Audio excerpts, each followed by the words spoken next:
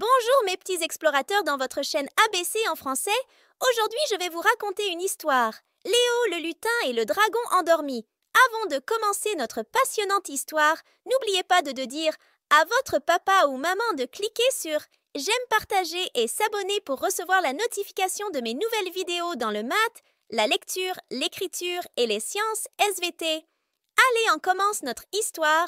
Léo le lutin et le dragon endormi.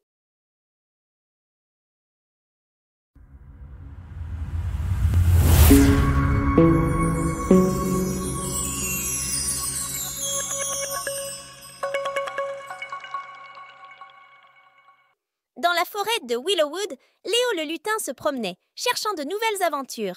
Soudain, il rencontra Rosie, une écureuil pleine d'énergie, et Timmy, un hibou sage. Intrigués par l'idée de partager leurs talents, ils décidèrent de former une équipe. Ensemble, ils rêvaient de découvrir quelque chose de magique, quelque chose qui rendrait leur forêt encore plus merveilleuse. Ils avaient entendu parler de légendes anciennes évoquant un trésor caché au cœur de la forêt, protégé par le dragon géant. Avec détermination, ils unirent leurs forces, prêts à affronter tous les défis sur leur chemin pour atteindre leur rêve commun, découvrir le trésor légendaire de Willowwood. En explorant la forêt, le trio tomba sur une grotte cachée.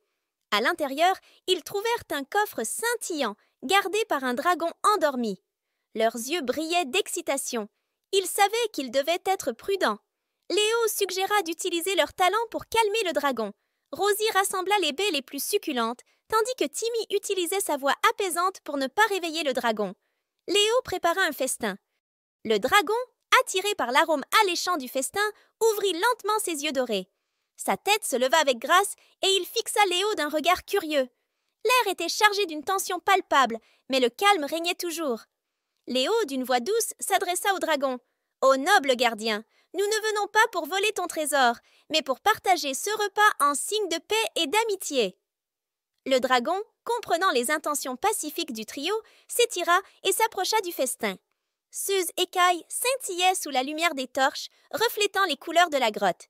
Il huma les mets avec délice et, à la surprise de tous, commença à déguster les offrandes avec une étonnante délicatesse.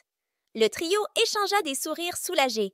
Non seulement avaient-ils apaisé la créature mythique, mais ils avaient également gagné un allié puissant dans cette grotte mystérieuse.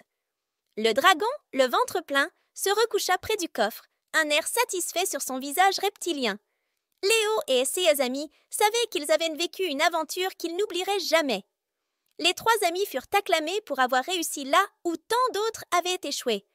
Ils n'étaient pas seulement des aventuriers courageux, mais aussi des ambassadeurs de la paix et de l'amitié entre les hommes et les créatures magiques. Leur légende se répandit bien au-delà des frontières de leur village, inspirant chansons et contes qui seraient racontés pour les générations à venir. Et le dragon, autrefois solitaire et craint, devint un gardien bienveillant, veillant sur le trésor et sur ses nouveaux amis. Il attendait avec impatience les visites du trio, sachant que chaque rencontre serait une nouvelle aventure, un nouveau chapitre dans leur histoire commune. Comme ça, les enfants, nous venons de terminer notre histoire Léo le lutin et le dragon endormi, et à très bientôt avec votre chaîne ABC en français.